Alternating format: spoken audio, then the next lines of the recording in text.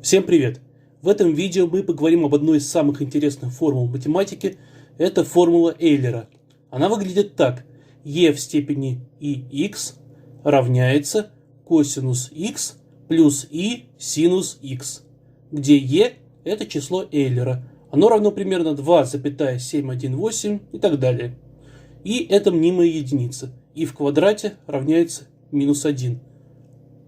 Эта формула интересна тем, что связывает число e в мнимой степени с косинусом и синусом. И возникает вопрос, в честь чего вдруг это так? Об этом мы сегодня и поговорим.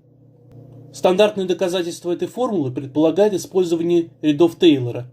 То есть левая и правая части формулы раскладываются в степенной ряд, и получается, что это один и тот же ряд. Но тема рядов Тейлора довольно специфична, поэтому мы используем другой, более школьный подход. В рамках этого подхода достаточно знать что-то про производную, а именно некоторую часть таблицы производных, то есть производные тех функций, которые здесь фигурируют, некоторые правила дифференцирования, производные суммы, произведения и так далее. А из теории функции комплексной переменной все, что нужно знать, так это то, что и в квадрате есть минус единица. Итак, доказательство. Обозначим некоторые функции f от x, правую часть этой формулы. То есть напишем f от x равняется косинус x плюс и синус x. Поскольку мы упомянули про производную, то давайте найдем производную этой функции. f' от x равняется производная суммы равна сумме производных. Производная косинуса это минус синус, плюс далее константу и выносим за знак производной. То есть мы пока считаем, что и это некая константа. Получается и на производной синуса косинус равняется, и далее просто поменяем местами порядок слагаемых. То есть будет и на косинус x плюс и вот этот минус, то есть это минус единица, представим как и в квадрате на синус x равняется, и выносим за скобки. В скобках остается косинус x плюс и на синус x. И если присмотреться, то вот эта скобка представляет собой нашу функцию f от x. То есть мы можем написать f' от x равняется и на f от x. Теперь, если взять производную функции e в степени ix, то можно заметить, что для ее производной выполняется это же равенство, из чего будто бы и следует доказательство нашей формулы. Однако это не так, ведь вдруг есть еще какая-то функция, удовлетворяющая такому же соотношению.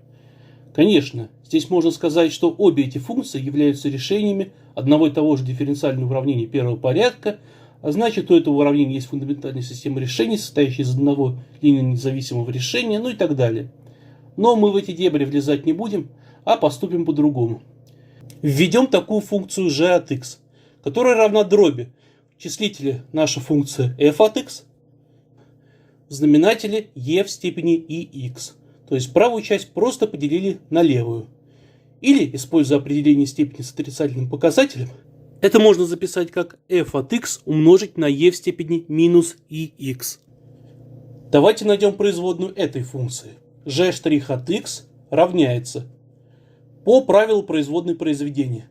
Производная первой функции на вторую плюс первая на производную второй. А производную второй ищем по правилу производной сложной функции, которая равна производной внешней функции по аргументу внутренней функции. Внешняя функция это e в степени, ее производная равна самой себе. То есть это будет e в степени минус ix и умножить на производную внутренней функции, то есть на производную функции минус ix. Это линейная функция, ее производная равна тому, что здесь стоит перед x, то есть минус i. Равняется. Далее подставляем вместо производной f' от x то, что мы получили ранее. Будет и на f от x на e в степени минус ix. Далее вот это минус и поставим вперед и получим минус и на f от x на e в степени минус ix. Получается 0. А есть такой факт. Если производная функция равна нулю, даже в обе стороны, то эта функция постоянна. Еще раз, производная постоянной функции равна нулю. Это один факт, а функция, имеющая нулевую производную постоянно, это совсем другой факт. Он доказывается более сложно, но доказывается. Если не в школе, то, по крайней мере, на первом курсе института точно. Далее вспомним, что такое наша функция g от x. Это f от x поделить на e в степени ix. И это есть константа.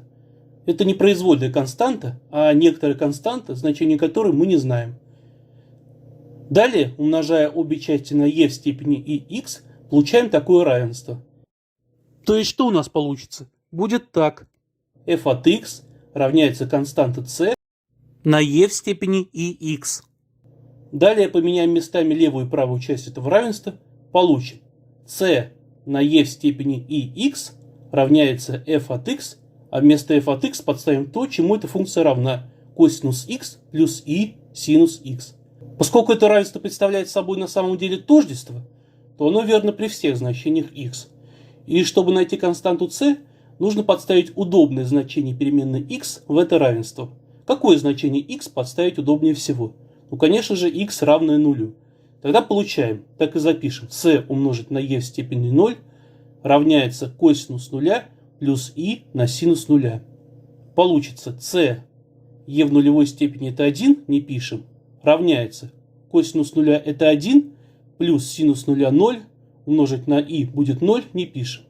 Итак, c равняется единице. Подставляя это c сюда, получаем окончательно e в степени ix равняется косинус x плюс и синус x. Круто, да? И заметьте, мы не использовали при доказательстве никаких рядов, никакого запредельно сложного математического аппарата. Все, что мы использовали, это некоторые факты про производную, то, что и в квадрате это минус единица, и самый сложный факт это вот этот, то, что функция, имеющая нулевую производную, постоянна. Вот так. Всем спасибо за просмотр, всем пока. С вами был я, Александр Титов, и мой новый канал Алекс Math.